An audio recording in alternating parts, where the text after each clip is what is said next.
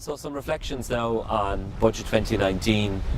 When I look back at the confidence and supply agreement we entered into back in 2016, one of the overarching priorities for us was to bring about a change in budgetary policy in favour of investment in the economy, investment in capital infrastructure and investment in public services. And we have brought about that overall shift. And if you look at the budget, the mix actually is about 4-1 in favour of investment in infrastructure and in public services. And that's a really decisive shift away from the budgets we saw before from Fine Gael and Labour.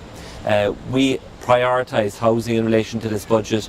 We secured a €300 million national affordable housing package over a 3-year period, and that will offer hope to people now who are finding it incredibly difficult to get on the property ladder, and it will provide the funding for the delivery of about 6,000 affordable homes. If we get the chance in government, we'll do more, but this is what we could achieve from opposition.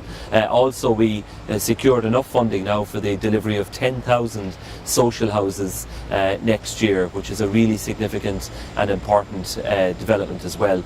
In health, we've got the extra funding for the Treatment Purchase Fund, which really is an effort to tackle the spiralling waiting lists which have got out of control.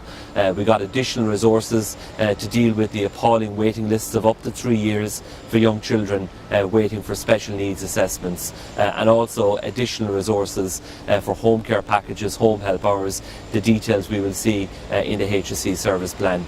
The income tax reductions are very modest, we acknowledge that, but we felt it was important to continue to reduce the burden of the USC, and this was the third budget where Fianna Fáil influenced and brought about reductions in the USC. In other areas such as education, we've prioritised school funding in this budget. Last year we got a reduction in the pupil-teacher ratio. This year the priority was to improve the funding for primary schools to try and take some pressure off parents at least.